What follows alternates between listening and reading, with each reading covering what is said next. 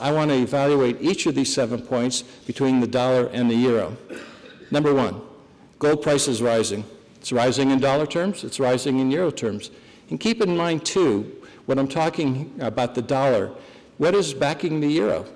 You know, you have a little bit of gold in the ECB if it hasn't been loaned out. We don't know how much has been loaned out because the ECB does not disclose that information. They book on their balance sheet gold in the vault and gold out on loan as one line item, defying generally accepted accounting principles in order to keep secret exactly how much gold they really have in the vault and how much gold has been put out on loan. So, you know, eliminating the gold from that, what else is backing the euro? The US dollar. If the US dollar goes into the black hole, the gravitational pull will eventually pull the euro with it. That's my basic premise. It might not happen right away. It might take a few weeks or a few months.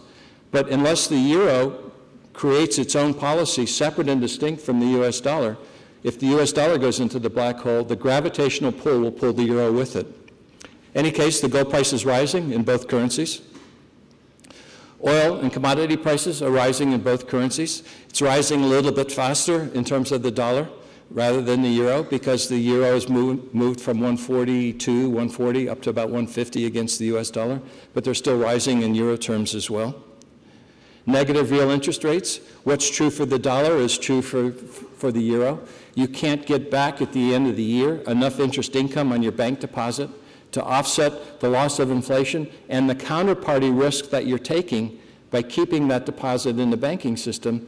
You're much better off holding physical metal and preserving your purchasing power without counterparty risk than putting those dollars on deposit in the banking system because of negative real interest rates. Again, it's the same in Europe as it is in the States. Blind faith in the ECB. Everybody seems to think the ECB is going to get it right. But as I said before, the ECB is not the Bundesbank, and they don't have the same responsibility to sound money that the people who managed the Bundesbank back in the 60s and 70s and even the 80s had to the commitment to sound money. ECB is looking for everybody. When they're trying to take care of everybody, they're not looking for anybody. And as a consequence, we as individuals, thank you. As a consequence, we as individuals have to take care of ourselves. And the way to do that is you cannot count on the central bank reserves. You have to count on your own gold reserves. Stock market is rising in Europe in the face of bad economic conditions. That's another indication that, you know, we have hyperinflation, rising stock market in the face of bad economic conditions. It's not as bad perhaps in Germany as it is in Spain. You know, you have 18% unemployment in Spain, and it's continuing to rise. But generally speaking, the economies of Europe are in pretty bad shape. Runaway government spending. I mean, you're bailing out banks here in Europe, just like you're bailing out banks in the United States. Budget deficits are getting worse. Whatever happened to that 3% control limit that governments were supposed to follow when they put the Maastricht Treaty together? There are 13 governments in the EU now that are well over that 3% limit. You know, like most things that come from politicians, yeah, they sound good, but when push comes to shove, there's no discipline on politicians to control spending. There's no discipline on central banks to control the number of dollars or the number of euros that are being created. That was the beauty of the gold standard. It was an external discipline that limited how much paper currency could be created, how much deposit currency could be created. In the absence of that external standard, too much currency is going to be created and you're going to have hyperinflation. So we're getting, you know, what's happening in the States is happening here in Europe. So let's get to number 7. As I mentioned before, demand for the currency is falling, but, you know, here we are. We have one item left, demand for the currency, demand for the euro.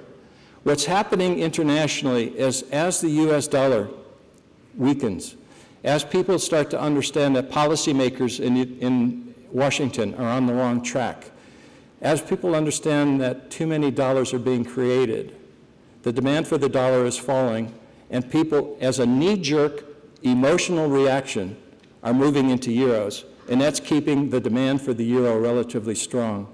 But if you look at the euro logically, if you look at it from an analytical point of view, you have to scratch your head and say, gosh, why would I want euros? Why not hold something else, that something else being gold, which that table showed has preserved purchasing power very, very well.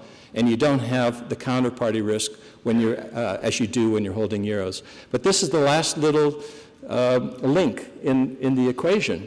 You know, when the demand for the euro falls, when people start to sense that there are problems with the euro, different problems perhaps than there are with the US, but problems nonetheless, you're going to see more and more people moving into gold, which gets back to my very basic point at the beginning. We're in stage 2 of this bull market. More and more people are going to start understanding what's happening to currency and moving into the precious metals as a consequence.